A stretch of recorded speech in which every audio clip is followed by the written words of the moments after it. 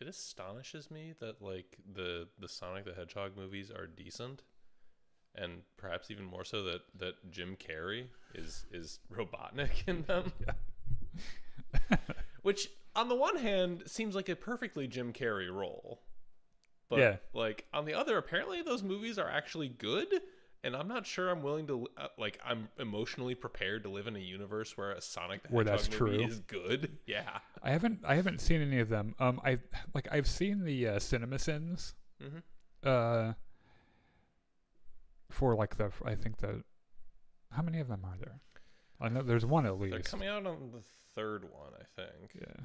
Because they did the first one, they did the second one with Knuckles, and then the third one with Shadow the Hedgehog, who was rumored to be Hayden Christensen for a while. I heard this. Know I heard the same thing. I don't know if that's actually true. I'm pretty sure it's not. I think they got someone else, but that'd be a funny Hayden Christensen role. yeah, because he doesn't get a whole lot of roles, does he? You know, he'd probably, well, I'm sure that if he doesn't, I'm sure it's because he is very expensive. If I had to guess, I would bet he's very expensive. Well, shall we go? Shall we pull the lever? Pull the lever. Pull the lever, Crunk. I'm glad you got that joke too.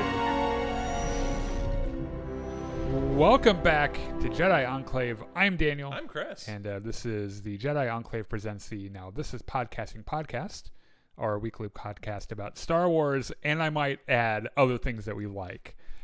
You have to mention that because every so often we get Facebook comments that amount to stick to Star Wars. What does this have to do with Jedi Enclave? To which our response is no. Yeah, fuck off. I'll do what I want. I'm way too old to do what anyone else wants. Yeah. If you want a Facebook page that is strictly about Star Wars, make your own damn Facebook Yeah, page. and then you can go have tons of followers. And Yeah. then they can bitch at you about whatever they don't like. I mean, it's working out great for us. Yeah. Today on the docket, Star Wars news. A little bit of it, anyway. A little bit of it. Agatha All Along, which had a great really episode. Good episode. Yeah, this last week. We're going to talk about that. HBO's The Penguin, we're going to talk about just a little bit. And after this, we have a special because this is our last show before Halloween, and I felt a little guilty that we didn't have anything to do for Halloween. All Hallows Eve or whatever. Yeah, so we're gonna hang out with a couple friends after this and play the Zombies mode on the new Call of Duty game. Possibly. Well, you and I are doing it regardless. Okay. And if it's just me and you, we're gonna switch time between that and the Red Dead Redemption 2 zombies shit that's happening right now. All right. So you might have to learn two different games tonight, which will be fucking hilarious. I'm down. While you're here, give us a like on Facebook, YouTube, Twitch, and follow us on or join us on Discord, and have a little chat with us. It's a lot of fun. We talk about, I think this week on Discord we were talking about how hot the Cyril from Andor is, and then also what are their names? Tom Holland and then Timothy Chalamet. Right. Did you see Tom Holland almost beat up a couple of paparazzi this week? Because really? Yeah, they were he and Zendaya were getting out of a car and she stopped to sign someone's shit, and they just swarmed her. And he was grabbing people's shit and throwing it and getting real pissed off and everything. And I was like, damn, that's really hot. Honestly, good for him. Yeah. I wish I was Tom Holland Zendaya. so that he could fight paparazzi for you. Yeah, fight to the death over me. Yeah, just hold his coat while he's doing it and then, swoon. Yeah. Also, I'd do the same thing for Timothy Chalamet probably as well. Fair enough. Stephen Knight, the writer attached to the upcoming Daisy Ridley Star Wars sequel. He ain't doing it no more. Yeah, having to do with post-sequel trilogy Star Wars, has departed the project. This is according to Variety. Is it Variety? Yeah. Yep. So he was attached to it a while ago, and we all thought that was a really good sign because he's written some pretty decent shit. Yeah, and then he but he also replaced. So it was before him was Damon Lindelof, and Justin Britt Gibson, and then they left, and then he got on board, and now he's not there anymore either. And as far as we know, Charmin Obey-Chinoy is still the directing, which is good. And I think we're to fold like the other one in, just to kind of calm everyone's nerves, Daisy Ridley has been kind of talking about the film a little bit this week, just as a, hey, guys, it's still happening. Well, everyone calm the fuck down. This is her job. Yeah. Like, not only as the star of the movie, but I believe she's also getting producer credits on it. Oh, so that's cool. So, like, part of this is her going out and saying, hey, actually, everything's fine. Yeah. Nobody freak out. No matter what is happening behind the scenes. Like, she might very well be freaking out, like, in her own... This kind of thing happens to movies in pre-production, and I don't even think they're officially deep into pre-production yet. No, if they're at the phase of screenwriters and shit, screenwriters leaving the project for mysterious reasons, they're not. They're arguably not even into pre-production yet. Yeah, when you want to start panicking is when directors and screenwriters start to leave a project during production. Yes. Like... that is the bad sign. Marvel's Blade? Oh, yeah, that happened. Because that movie no longer has a release date. Yeah, and I thought it was really funny. What did they replace it with in the rundown for that time? It was... it was something that made me laugh. I'll go look for it real quick. But yeah, it's like, as long as it's not something like that happening where like someone leaves and like Mahershala Ali, the guy who's starring in that film, also was like maybe gonna leave and shit. Really adds a little bit more weight to the line in Deadpool and Wolverine where Wesley Snipes is like, I'm the only Blade. There ain't never gonna be another Blade. Oh man, so from what I understand, Wesley Snipes apparently has cooled down quite a bit as a shit human being, as we knew he was in the past. I was gonna try to. I don't see anything here about what I saw it somewhere. Well, anyway, I bet this says this movie is. Going back to Daisy Ridley's Star Wars thing, I would be surprised if they started shooting it at any point last year or this next year, given that they don't have a writer anymore. So, or whoever left that. Yeah, and judging by another story that we'll get to, I wouldn't expect to see this till 2028, maybe. Yeah, if we see it at all. And that's the thing, is it like I don't know how we got to Blade, but like, did you see that movie when it came out when we were kids? I remember seeing bits and pieces of it, but like I wasn't supposed to be allowed to watch it. Yeah. And then I snuck over to my friend Joe's house and watched it nonstop. God bless Joe. Because that's what you do when your parents tell you can't watch something. You go and watch it a ton of times somewhere else. And I remember that movie blowing my mind because of how insanely violent and bloody and fucking cool it was. And the martial arts was cool. There were fucking sword fights and vampires and shit, and I was like, this is the best thing I've ever fucking seen. So when they announced that they were doing Blade, but under Disney, I was like, because you know that's kind of what the Blade is. Yeah. But then they're like, oh no, it's gonna be rated R. I was like, oh.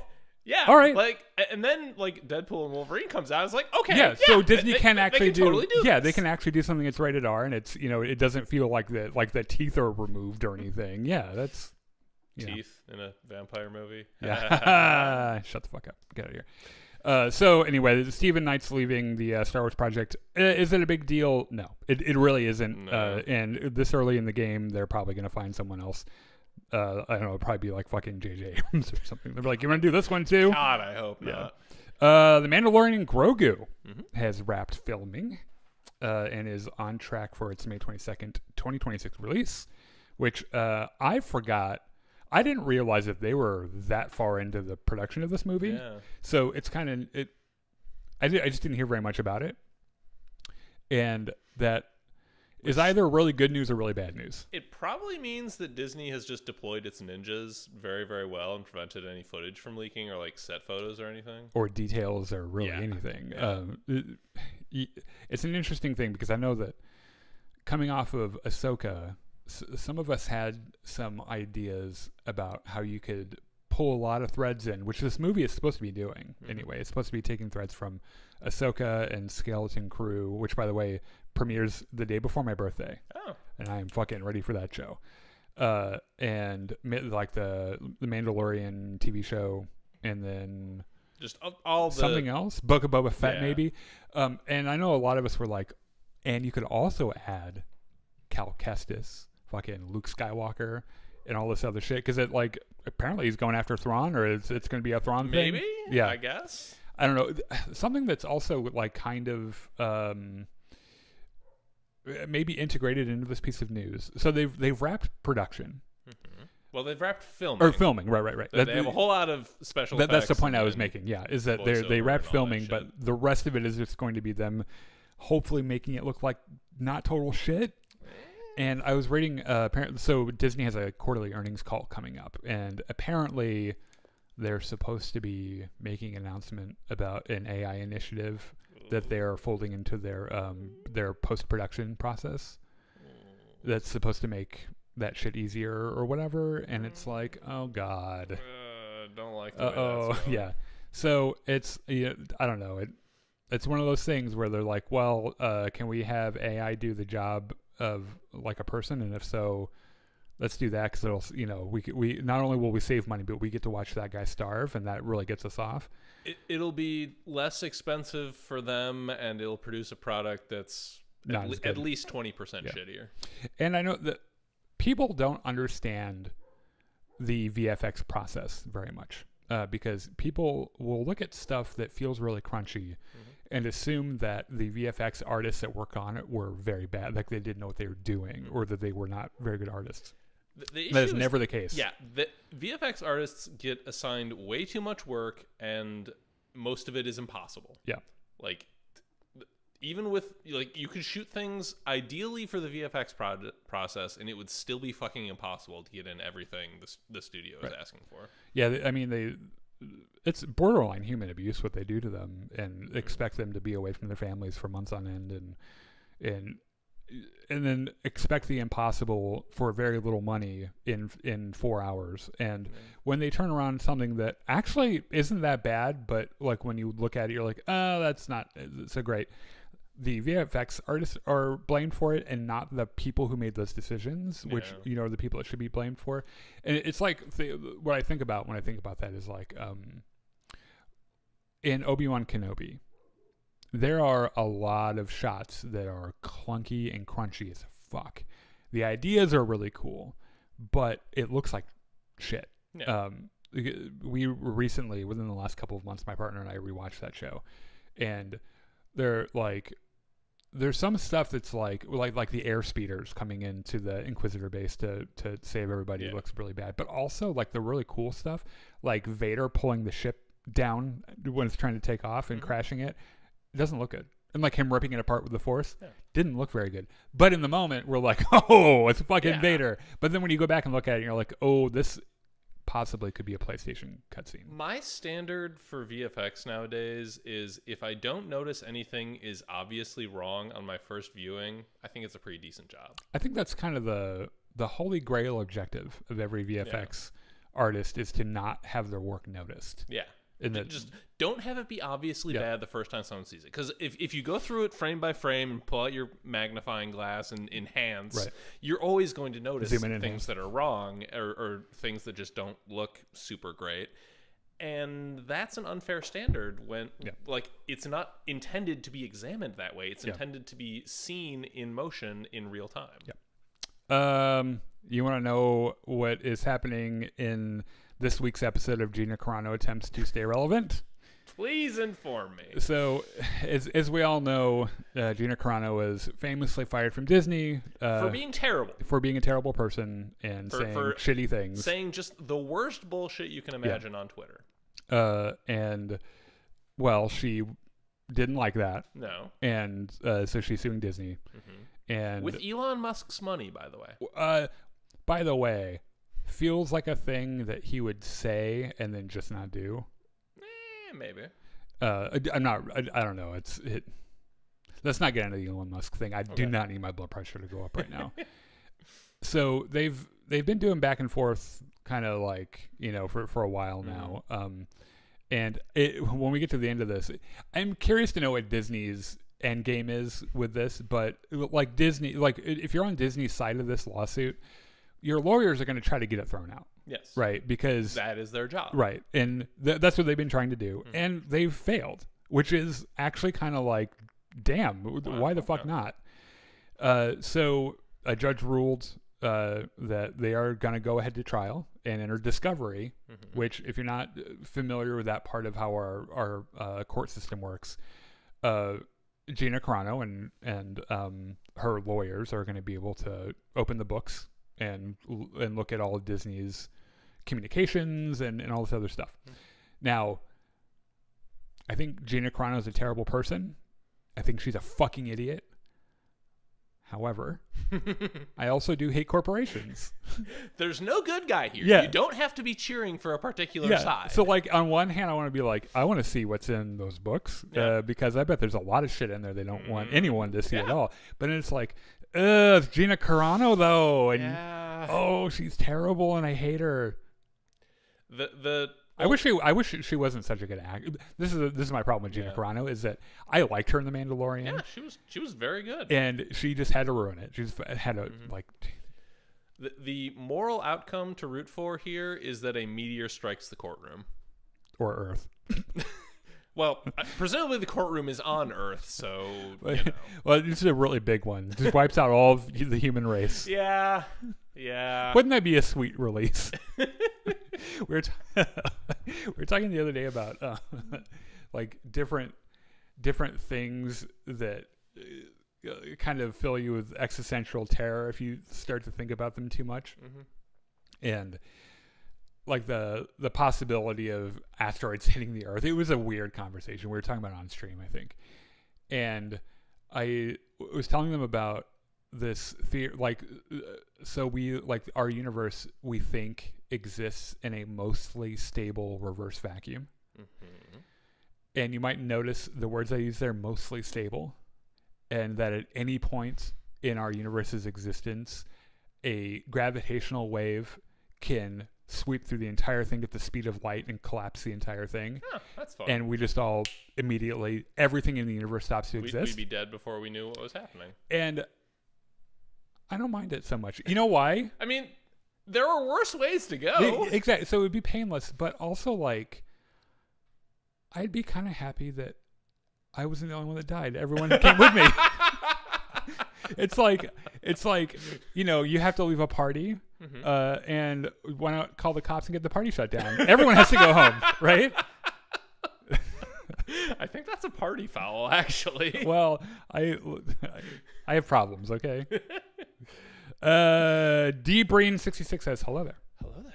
How's it going, man? General Kenobi. I think that's all of the, I'm going to, hold on. Chris says, may the force be with you, Dino and Chris. I hope you are both having a good night. I'm excited for all the new Star Wars comics and films coming out. That's the other thing, too. There's a new Mace Windu book out that I need to read. Because after Agatha in Penguin and before Skeleton Crew, and not including the week probably that Thanksgiving is on, we'll probably have like at least one or two shows where we can just talk about Star Wars shit. Oh! If we have a spare night, we should do a Spaceballs watch along. That would be pretty neat. And I've been reading a couple books I've been wanting to catch up on. The one I'm reading right now is a Batman book that just came out a few days ago. That is a direct sequel to Batman '89. Your favorite movie of all time? Yes. Well, not of all time, but one of my favorite. Just roll with it. Yeah. I'm not trying to be like exact here. This is the thing is that like when you start getting into that, I have to start thinking about like, oh God, in what context? Because I imagine I would have several different favorite movies, right? Yeah. So it's like I've got my favorite Star Wars movie, and then everything else is my favorite non-Star Wars movie. But then, like, at what point do I consider Unbreakable my favorite comic book movie? And should it be considered a comic book movie when it has comic books in it? And is about comic book superheroes, but explicitly is supposed to be a commentary on comic book movies. Where the fuck does Avengers Endgame fit into that? And does that get its own thing? Because like, how could you even like? It's such a different kind of movie, and then like there are a bunch of other like smaller films that I absolutely adore. But anyway, that's what I'm saying. What was I saying? Oh yeah, so this book takes place like the couple of weeks after Batman '89. So like the Joker just died, and all the people affected by his Smilex poison are all on a wing somewhere in a hospital and shit. And he's trying to figure out how to how to save the city or whatever. And Clayface shows up. Does he still have the Batwing with the machine guns? Oh yes. And shit? Well, no, he crashed that motherfucker at the end of the movie because Joker shot it down with a 10-foot revolver. Yeah. And he just pulled out of his pants. Yeah. Like. So the next book on my reading list is a Mace Windu Star Wars book that just came out that I'm really looking forward to. We'll probably talk about it as soon as I get it read. Okay. All right. So let's talk about Agatha All Along this week. Yep. Fucking banger episode. Absolutely. You know what I love about this show is that now there are 2 episodes that are my favorite episodes, but the other ones that aren't my favorites I still really like. Yeah. And I like it when a show, when you're like, what's your favorite episode? I'm like, all of them. Oh, let me think about that for a minute because they're all like super good. The thing that makes me laugh so much about this, you sent me a thing. So this episode this week, had enormous viewership numbers, like more than the premiere, which never fucking happens. And within the MCU category is like this, I think the second most viewed or maybe the most viewed, I can't remember. Which is funny because if you were to go in a comment section anywhere online, like all of the sweaty neckbeards are screaming the only sentence they know, which is go woke, go broke. And this show's doing gangbusters. And for good reason, because this episode in particular is so, I bet writing the screenplay for this episode sucked. I can envision a process, but I'm not going to go into that. I mean, right now, you'd have to sit down and write it from start to finish in chronological order first, right, and then break it up because they do some timey-wimey bullshit, non-linear storytelling. Yeah, and it's very masterfully done. Yes. In addition to the shtick of it, it's wonderfully written. It's wonderfully acted. Yes, right. It's a Patti LuPone episode. Yeah. So of course she like shoots the shit out of it. She's phenomenal, but all the other actors also do a really good job of like, because envisioning this from their perspective, like Patti LuPone is just like randomly spouting different shit, doesn't know things that just happened 2 minutes ago. Yeah. And they're just having to roll with the punches. And they're also focused on their own let's not die thing, right? And here comes Patti LuPone's character who's like screaming random shit. And they're like, can you please just for 1 second concentrate on what we're doing? Can you relax? Yeah. She's like, give me that. I'll fix it. We find out in this episode fucking what it was all from the beginning. Deal. Yeah. And I'm not sure how we're going to talk about this. We might just maybe go through it in chronological order. So spoilers. First of all, we're going to spoil the episode, and it's really good. And I, in addition to it being a very clever screenplay, there's a whole shtick on top of it, which is that Agatha is the Wicked Witch from Wizard of Oz. Yeah, like once they actually get into the trial. Yeah. So Agatha is the Wicked Witch. Joe Locke is Maleficent. Which is the funniest shit in the world. Patti LuPone is the Good Witch. Yeah, Glinda, the Good Witch. I don't know who Snape is supposed to be, but no, she's the witch from Snow White. Oh, okay. With the poison apple. Oh, and it's cool because instead of the wispy old lady hair that she has in the cartoon, she has these like fucking cool looking white locks, which I thought was kind of neat too. Yeah. And like, the whole shtick though is fucking hilarious, and it's a lot of fun to watch. And I appreciate that Joe Locke leans into the gayness of it all too. Yeah. Which I'm sure is what got. So you know that there are like legions of very sexually confused men on social media who are like, I think I want to fuck him, but no one can know. Yeah. So I've got to go online and be crazy and spout about, all this bullshit. It's like, we see you. You want to fuck Joe Locke. Just stop lying. It's fine. Yeah. Just own it. Yeah. Like, we're not going to tell anyone about your secret Grindr account for fuck's sake. Like, we're not going to tell your wife. Fucking get over it. Okay, so how do we do this?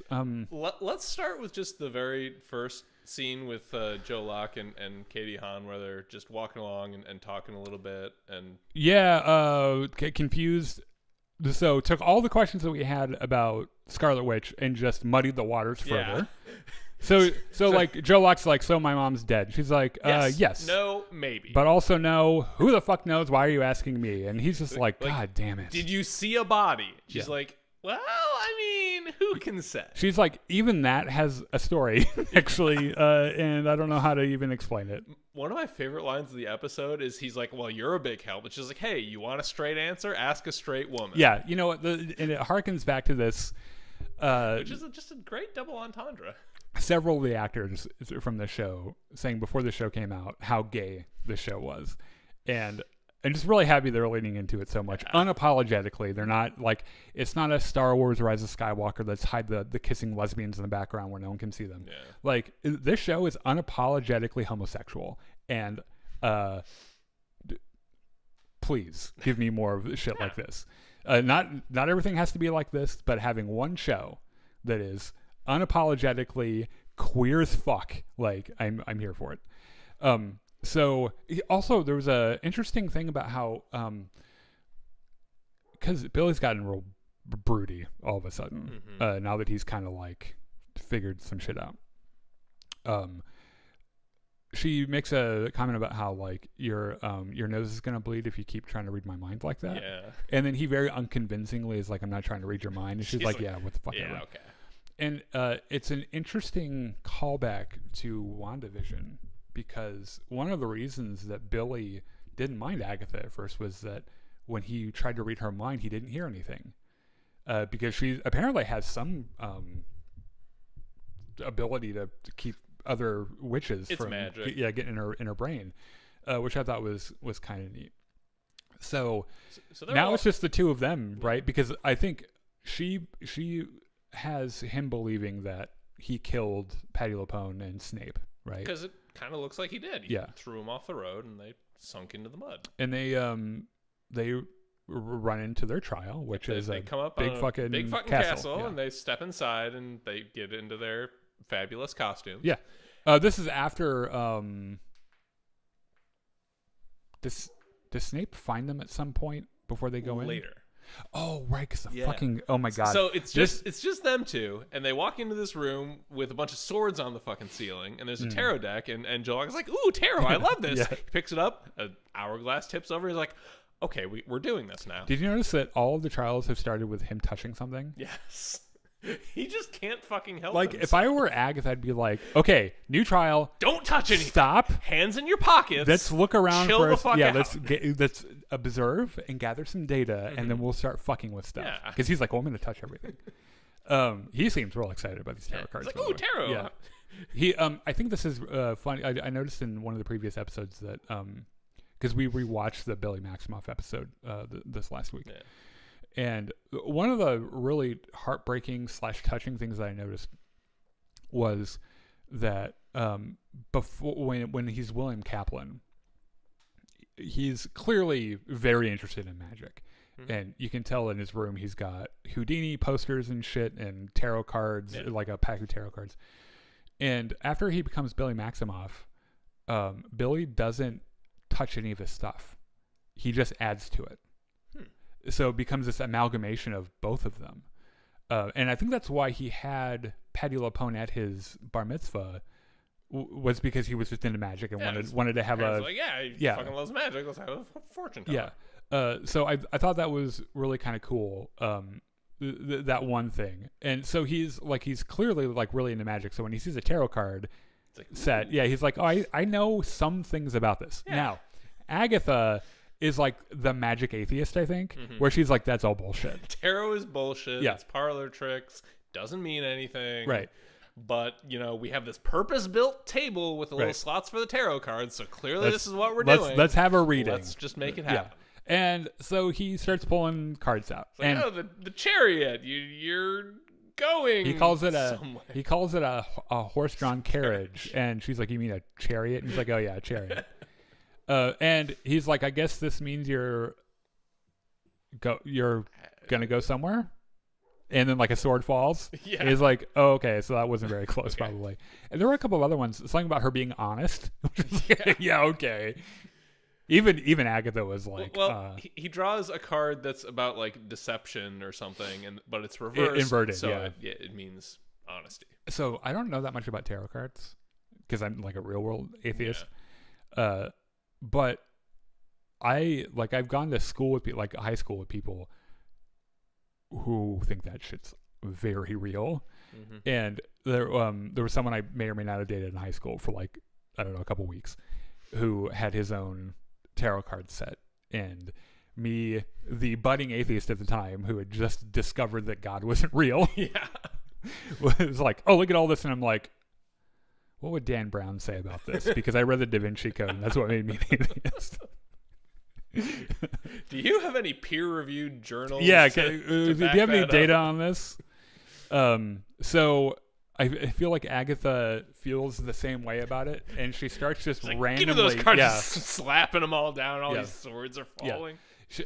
Okay, when shit like this starts to go down, when chaos erupts, for example, all the swords, does it kind of look to you that Agatha is still kind of having the time of her life? Yeah. Where she's like, the swords could fall on me, but you know what? How much fun is this? She thrives on chaos. Chaos. That's her whole thing, right? Yeah. Which is funny because Wanda's the chaos witch. Mm-hmm. And Agatha isn't. She's the whatever purple is witch. Purple witch, yeah. So anyway, meanwhile, Patti LuPone and Snape are just walking around underground, and everyone's like, "Oh, well, the fuck? How do we get here?" Yeah. So I love how, for anyone, I think New Rockstar's made this this comparison as well. But I think anyone who's seen the show Lost has been thinking about it, because there's a character in Lost called Desmond Hume, who becomes unstuck in time and jumps into his body in different time periods. And there's a lot of it that's pretty similar to this, including the disorientation and the wait, where the fuck am I? Where am I? Yeah. When am I? What's going on? Yeah. And it's an interesting way to do time travel, even because you have like all the basic kinds of time travel. You do like the Terminator thing, right? Mm-hmm. Where it's a loop and you can go and change things in it, or you do the Endgame thing where everything branches because like the time never moves backwards or whatever. Or this where you just experience time in a non-linear fashion. Yeah, linear time is bullshit. Yeah. I think Patti LuPone says that almost verbatim at some point. Speaking of topics of existential horror, she's probably right. Like, we observe time in a linear way, but that's probably not what it is. And you take a second to try to contemplate and understand that, and our brains can't handle it because we've only experienced time one way. Yeah. But time is not linear. And it just makes me want to cry. It's like, I don't want to be in this universe anymore. I don't like how it works. I don't know the rules. So Snape is like, look, you said we're just walking around down here looking for some shelves or some bullshit. I don't know what you mean. You apparently don't know what you mean anymore. She's like, no, that's right. I have no idea what the fuck that means. We get to see her spend some time with her, I guess, first witch teacher. First teacher. Who's teaching her how to read tea leaves. Mm-hmm. And this is a really neat moment, too, in the episode where it's the little girl, the younger version of Patti LuPone. Little Patti LuPone. Yeah. And the camera pans over to her teacher, and it pans back, and it's just Patti LuPone. And I think they must have done that in camera, where she just shoved the girl all the way and sat down real quick. Yeah. And kind of a creepy but cool detail is that her teacher knows immediately that she is a 400-year-old witch in a 14-year-old's body or something, right? And is asking her a whole bunch of fucking questions. It's like, oh, you fucking saw the future again, didn't you? How's going through time? She's like, it's fucking terrifying and I hate it. It doesn't make sense and I don't enjoy it. It turns out she doesn't like reading tea leaves either. I don't know if it comes up at this point or not, but one of the things Patti LuPone says she dislikes about going through time is that she always sees death. Like she always sees either her death or someone else's death, and it's just traumatizing. Yeah, which is goofy because she's the one that's constantly reminding people that death comes for us all, right? Yeah. So we're gonna have to, for my brain to make sense of this, we're gonna have to tell it kind of linearly.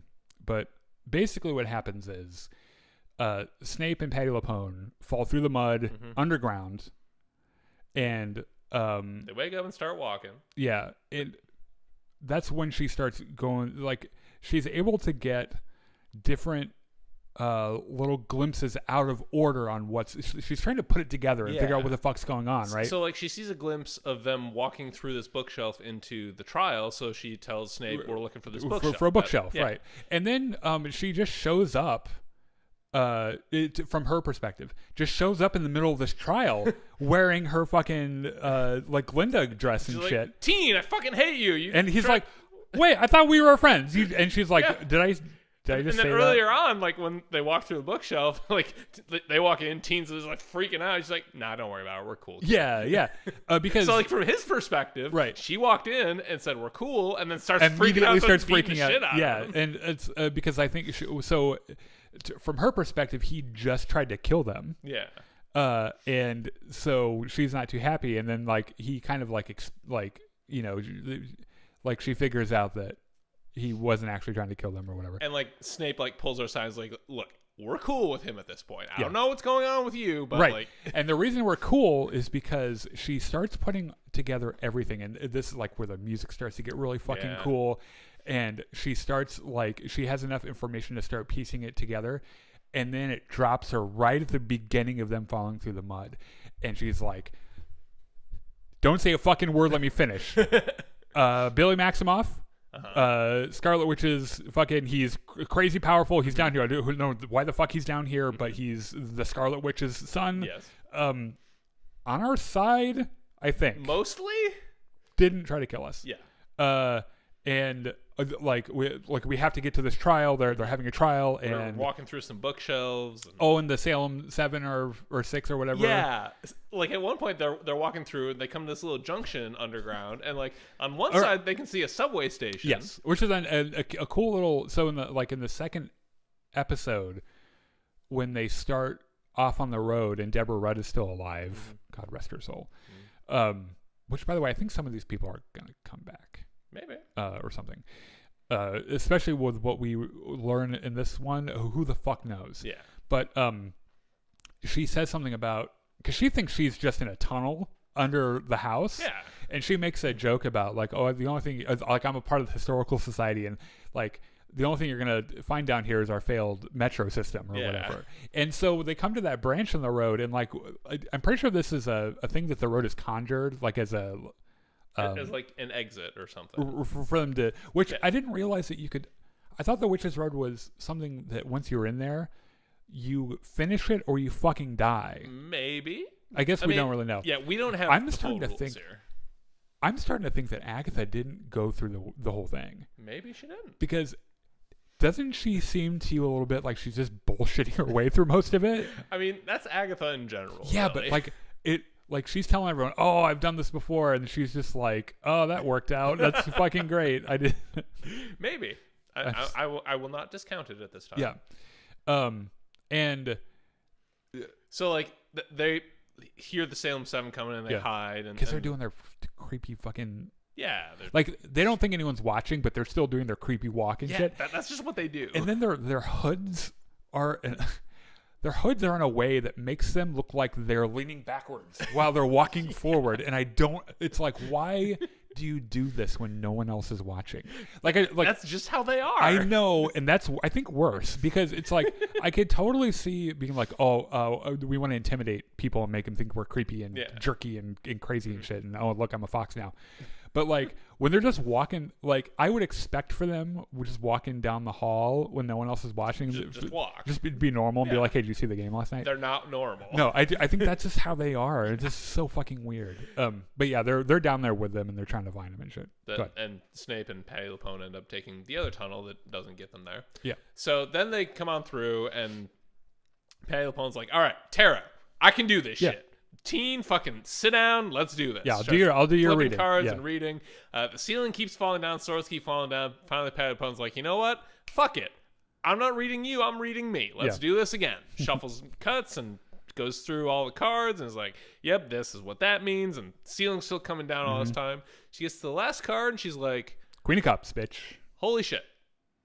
It's death. Yeah. Oh, is it death? I think it is. I thought her last one was the Queen of Cups. Is the one that made everything stop moving? Maybe. But, like, so at some point through all this. Okay, by the way, while they're doing this, while she's revealing all these tarot cards, they match up fucking brilliantly with different frames of previous episodes of the different witches. So, like, the one tarot card that has Snape in it, she takes the same pose on the card in the first trial. High priestess, where she's like kind of like standing like this, and fucking what's her name? Alice has the same like warrior pose or something when she's trying to like kill Agatha or whatever. And then what was the other one? The Queen of Cups is her as a kid with her maestra or whatever. I feel like there's one more. Did Joe Locke have one? Maybe. Yeah, because there was the one with the headband. Oh yeah. That was like doing magic-y shit, I think, right? I should have written this down. These tarot cards, by the way, have been all over the place in the show so far. So like one of them is like a poster in her like fortune-telling hut when she's at William's bar mitzvah and everything. But she puts death down, and then like everything starts to like fall into place. She's like, holy shit, Rio is death. Yeah, and and it's this huge reveal that she learns earlier because she like Aubrey Plaza just shows up in the fucking tunnel with her mask and her knife and shit, taking the same pose as the fucking tarot card. And I think that's when she goes to the beginning, right? I think so, yeah. And then she's like, okay, this is everything I know. Like, we have to keep going. Yeah. And I think Patti LuPone comes to this realization about death, which is more or less like, I'm at the end of my life, and like I found all this meaning because, save for like Agatha, she really likes this coven of witches, right? Oh, that's another big reveal is that thing that we're talking about reversing all of her crazy shit that she says. Yeah. That's her going through time and trying, like when she sees Alice, she tries to warn her not to try to save Agatha, but then it switches her to somewhere else. So when she gets like in front of Agatha, she says, "Save Agatha," and she's like, "Oh, okay, that sounds great." That. Yeah. And it's this really neat thing, but she comes to this realization that like this is her purpose, is to put everything together and then save them. So she finishes the tarot reading, the ceiling goes back up, and she's like, all right, let's fucking go. Doors in the Iron Maiden, everyone get the fuck out. Yes. So Agatha's walking back, she's like, wait. She gives everyone a little gift on the way out. Yeah. It's just like fucking Wizard of Oz too. So she tells Agatha, when she calls you a coward, hit the deck. Hit the deck, yeah. And Agatha goes through. She's like, oh, okay. All right, whatever. I forget what she tells Joe Locke. She gives him his spell book. Oh, yeah, that's right. Which he lost when they went on their broom escapade. Yep. She gives him the spell book, and she's like, you're fucking awesome, kid. Get the fuck out of here. Snape comes up and is like, I'm not going without you. And Pattypone's like, just get in the fucking... She's like, just let me do this. Yeah. Closes the door. Has her fucking so the Salem 7 show up. They're being the rat and all that, and then turning into their weird fucked up witch selves. Yeah. Patti LuPone looking not a bit worried, and knows how to let them get close enough to where they can't run away when shit hits the fan. And the shit hitting the fan is her picking up that fucking tower card and being like, it's inverted, flipping bitches. It over. The whole room flips over. The way she fucking grabs onto that table. Yeah. And it's, there's a motif through this from her memory where she feels herself falling. And the first time you see it, she looks really panicked because it's, she's falling through like a black abyss, right? It's like the fucking sunken place in Get Out. But she kills the fucking Salem 7. Yeah, they because all they'll fall on the into swords. Yeah. Fall up on the swords. Relative down. Yeah. I don't know. The swords are down. Yeah, and then realizing her role in all of this, fucking lets go, and as a counterpoint to her expression earlier, where she was like, panicked when she fell, had cool. this look of like, you know what, fuck it. Yeah. And then because of how her brain works, she doesn't even have to die, really. No, she cuts away to her young self going to that first tea reading lesson. And she's like, we'll do it again. Yeah. We'll do the whole fucking thing again. And the maester's like, cool. Hey, how you doing? Let's fucking hang out. Let's have some tea. Yeah. And it's like, oh my God. Casting Patti LuPone was a home run for this show. But giving her this kind of send-off is like, thank you. Yeah. Like, at least it was, because like Deborah Rudd, just fucking dead. Yeah. Right? So it's had some great moments, but just fucking dead. So now we're like, it's confirmed. Like, Rio is like Mister's death, which is interesting because, you know, in the original comics, she was the reason that Thanos wanted to wipe out half the universe. Thanos had a crush on her. So I wonder if they play with that a little bit. Maybe if she just mentions. It wouldn't surprise me. It also wouldn't surprise me if they don't play into that at all. Or just abandon it entirely. Because the MCU has... They drop it in the same bucket where the Thanos copter is. Yeah. They're like, that's stupid shit. Yeah, we're not doing MCU that. has never been afraid to disregard comics. Especially the dumb stuff. Like, and there's a lot of dumb stuff. Like, I like what they're doing with Billy more than in the comics. Because in the comics, it's weird and convoluted, and you could tell that they're making it up as they went along, and it doesn't make sense. And I appreciate that they found a way to make the William Kaplan, Billy Maximoff thing work out in synergy, right? And as long as they do, like, they tell a good enough story for you to be like, oh, okay, makes sense. I mean, he's fucking magic. Of course, he can just jump into a dead body. So there's clearly going to be a showdown between Agatha and Death. Yes. And I bet it's going to be pretty fucking cool. Well, their whole thing has been since the beginning. Agatha was like, let me get my power back. Yeah. And then we can fight. So you think she'll get her power at the end? Do you think she and Billy both make it to the end? I don't see them killing him. Oh, they're not going to kill Billy. I hope they don't kill any of them. I hope at the end she's like, I'll give him back to you. If you let me have Agatha, I'll give you back everyone. And they're like, sold. Deal. Yeah. And Deborah Rudd comes back and is like, oh, what happened here? Yeah. From her perspective, she got a little drunk and fell asleep probably, right? And then she woke up and, that was a great party. Why is everyone fighting? I had a fantastic time. Yeah. So Agatha maybe gets her powers at the end. Do you think Billy finds Tommy? I think so. So at the end of, let's see, I think it was the Marvels. There's a little gag where Miss Marvel is apparently trying to put together the Young Avengers, where she visits Hawkeye, Kate Bishop. Right. Yes. So it wouldn't surprise me if they were building towards that. Yeah. And because they also did the Scar thing in She-Hulk at the very end, like and Billy and Tommy are like founding members of the Young Avengers. Right. So it would make total sense to fold them in there. It makes me wonder how they're going to deal with that. So I did some digging and looked up the actor that played Tommy in WandaVision and started looking at his socials to see if like he's been like up to anything. And he's done like a couple of films. But I think you told me he's also like bulking up. Yeah, I guess fitness is like this huge part of his life right now. Okay. And I would bet this is if they plan to bring Tommy back and just have Jack Klein play it, because he's older. He's like 15 now, I think. He might be closer to 16.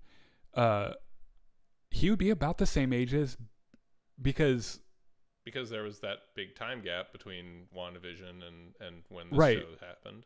Yeah, because Billy is 16, I think, when the story, like, I think, yeah, like when we're running into him for the first time. So I think he would still be a little bit younger, but we can make it work. Yeah, it's the thing that sucks if they went that direction is that, and I wouldn't trade Joe Locke in this role for the world, I don't think.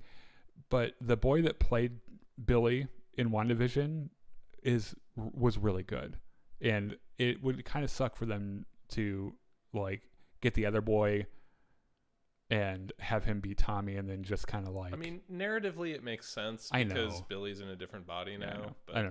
I know. It just it makes me like because I like both of them. They're like, it's so rare to have good kid actors because most of them suck. Yeah. Most of them are so bad. It's one of the reasons Stranger Things works so well because they're all really good, right? So yeah. Anyway, I think he probably finds him too, and I hope it's fucking cool. I bet it'd be great. Let's talk about 2-episode finale next week. Next week, yeah. That'll be exciting. That's probably all we talk about next week, I bet. Could be. Let's talk about Penguin for a few minutes. Okay. Because that also happened, and so spoilers for Penguin. So previously on Penguin, Sophia figured out that Oswald has been playing both sides. Yeah, she also figured out how carbon monoxide works. Yeah. And killed her entire family. Her entire family. Yeah. And there's a nice little gag where like the police chief comes out to check this while they're. This is the police chief from the Batman, by the way, the film. Yeah. I hate this man's voice. He has this weird voice. I know. Yeah. I hate it, and I want to punch him in the face. I have known men who have this kind of voice. I hate all of them. And it's always like, how? Just sign. Anyway, I'm kidding. So like the police chief and Sophia are walking inside. He's like, it's pretty suspicious, don't you think, that everyone died except you? She gives him the Tony Soprano. You just happened to pick this night to go sleep in the greenhouse? Yeah, with the one innocent person in the house. She's like, are you accusing me of anything? What you trying to say here? Yeah. It's like, you killed your whole family. Let's stop fucking around. Except for Johnny V. And she's like, can you prove that? He's like, as soon as I can, I'll be back with an arrest warrant. Yeah. Oh yeah, she's keeping Johnny Vitti in the fucking family crypt. Yeah. Pouring water on his shit. Like he's like, it gets really cold down here. Like, you will fucking die of exposure unless you do what I say. One of the themes I like in this episode is this idea that Sophia and Oz are both making incredible gains. Yeah, they're both like consolidating their positions and kind of rising up and everything. And they're eventually going to be the ones at war, right? Yes. And it's cool to watch both of them gain control of their respective areas. Yeah. And because Oz has been playing the Maronis and the fucking Falcons and shit, and had a brutal. So he kidnaps the Maronis' boy, right? Mm-hmm. Who's getting a tattoo. They find him on TikTok. Yeah. And that's how guys don't ever use TikTok. So this is why. Yeah, they show up to the tattoo parlor, kill everyone inside, kidnap this guy, take him back to his girlfriend's apartment where she's not too happy to be an accomplice here. Yeah. And then, Oz's prostitute girlfriend. Is it?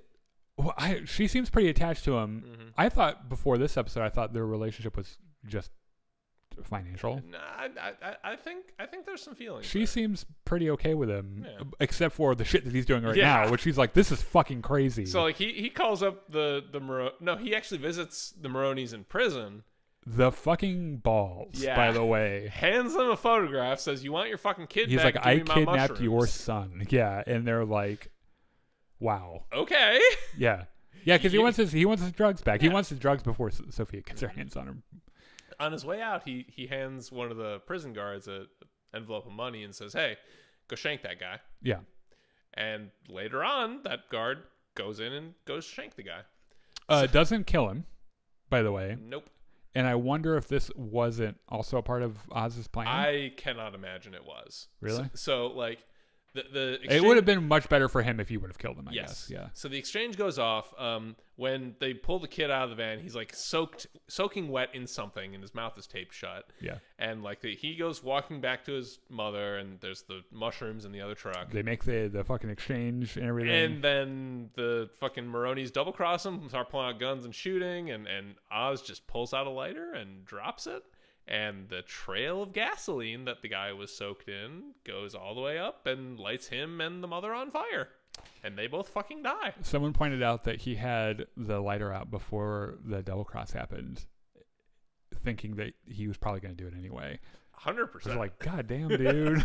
That's pretty fucking cold. So he lingers a little bit too long here, and like the fire suppression system goes off, and like he gets in the truck and drives away with his buddy, but like all the mushrooms are dead. Yeah. They have 2 buckets of mushrooms that happen to be sealed. Yeah. And that's all they have to produce bliss. Right. So they're kind of fucked. Yeah. Which, I mean, we know a guy that raises plants, one of our Xbox friends. I bet he could find a way to make more. Probably, yeah. Like, take a cutting of it or something. And So meanwhile, Johnny Vitti decides, you know what, I'm just going to work for Sophia because it's better than dying down here. Yeah, it's fucking cold down here. So like he's arranging a meeting with everyone who's still alive. He brings everyone together. Yeah. Like the whole fucking organization. Oh, it's at this point it's all of the grunts. Yeah. Because the family is fucking dead. Family's dead. Yeah. Sophia is getting dressed for this, and her fucking psychiatrist comes in and is like, hey. Oh, he is all kinds of wrapped up around he's like, her. I want to do some crime now. Yeah. Like, seeing you do crime is getting me horny. I want to do some crime now. I have never been so fucking horny for you in my life. She's like, yeah, okay. She's like, you can come along, I guess. So she like walks on out and says, all right, motherfuckers, here's how this is going to work. This is no longer the Falcone family. We are the Gigante family, which was my mother's maiden name. If anyone has a problem with that, please turn your head away so that you can, start addressing the rest of the room. And Johnny Vitti turns his head away to address the rest of the room. She pulls out a gun and just fucking shoots him. She was like, you just had to fucking turn your head. She's like, okay, look, I have this big old bag of money my dad had hanging around. But she got that information out of Vitti, I think, before he agreed to, She's like, this is money that all you guys made, and my dad was keeping for himself. Under my rule, you're all going to have this money. So she dumps it out in the middle of, like, Vitti's pool of blood. It's like, here, have some money. And they're like, you know what? I don't even care there's blood on it. I don't even care that the family name has changed. Yeah. Money. Yeah, sure. And then overnight, Sophia becomes a fucking populist. Yeah. And they love her. I think, like, the very next scene is them pulling up to the Falcone guy's safe house. It's like he got out of prison using like the guard's keys and shit. Well, he killed the guy that I think tried to kill him. Yeah. And then took his like cell phone and keys and shit and snuck out. Oh, this line, by the way, because he calls Oz and he tells Oz, he's like, cooked. You're cooked. And Oz is like, cooked, huh? You sure about Have that? you talked to your wife or your son? Yeah. So Sophia shows up with her bodyguard, and they shoot the Maroni. His dudes, his guys. Maroni guards outside. And Sophia walks in and is like, okay, look, we're going to end this war now. Like, smart move, by the way. Yes. This is a smart move. So, like... Also, do you need medical attention? Because you're bleeding. Yeah. So, like, look, Oswald has kind of outmaneuvered both of us. Yeah, he's a smart motherfucker. Yeah, like, he's got my drugs. He's, like, fucked over your family. He's killed your entire murdered family. your family. Why don't we have a little alliance here and just fucking kill Oswald? And he's like, I'll never fucking work for a Maroni. I'll never work with a Maroni. She's like, well, never work for a Falcone. She's like, Falcone, right? Yeah. Good news, I'm a Gigante. Yeah, now. She's like, lucky for you, we've changed our name. We're under different management now.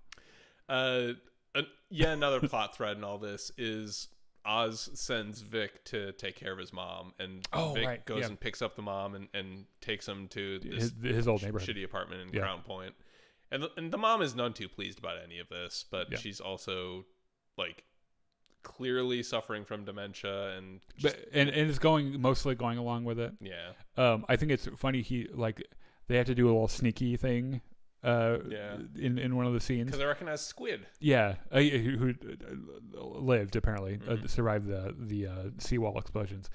They're trying to sneak around, and like Oz's mom is like, "What the fuck?" Like she's not trying to hide her. She's like, and she's got her like I guess prized lamp, clutching this lamp like her life depended on. So John thought it was a chandelier first. When they were in the car, she's like, "Why the fuck does she have a chandelier?" So at the very end, Oz comes down with the mushrooms, and he and Vic go down into the underground tram tunnels. Holy shit! Okay, I kind of forgot about this. First of all, I started shitting my pants because, I didn't realize. I think most people had this reaction until they looked into it. This looks like where Batman has his Batcave. Oh. But it's so they are in the tram. Yes, part the underground tram tunnels. But Batman has his Batcave in the other system, like the or maybe he's part of the, like, he's in the old abandoned tram thing, and that, like, they were in a trolley thing or something. I don't know. I think they're different parts of the infrastructure, because I legit thought that he was going to walk in there and just, like, find the Batcave, because it looks exactly the same, Okay, like, as in the film, and we were like, what the fuck? But it's a different thing. Yeah, they get down there and like, hey, we got a base of operations. Some jack-off sent up a generator and some lights here, and it's really damp and dark down here. That'd be really good for growing mushrooms, wouldn't it? Yeah. And that's how it ends. That's where they're gonna start their fucking kingdom. So, there's a post I saw about this, and like the first comment with a bunch of interactions was like, "Bro, are Penguin and Batman neighbors?" Which would be pretty neat. They're gonna bring Batman into this, right? At some point, I think they have to. Like toward the end, probably. Yeah. He's probably gonna make a cameo, I bet. Because like, it's funny because this show doesn't need him. It doesn't. No. Like, it would be cool to see Batman. It is the one Batman without Batman show that doesn't need Batman. Yeah, it's cool. Fucking love it, man. All right, we're gonna be done, I think. We'll be back next week for the 2-episode finale of Agatha All Along, and then whatever. Maybe some other stuff. Who knows? Yeah. So check us out. Leave us a like, and then join us here in a few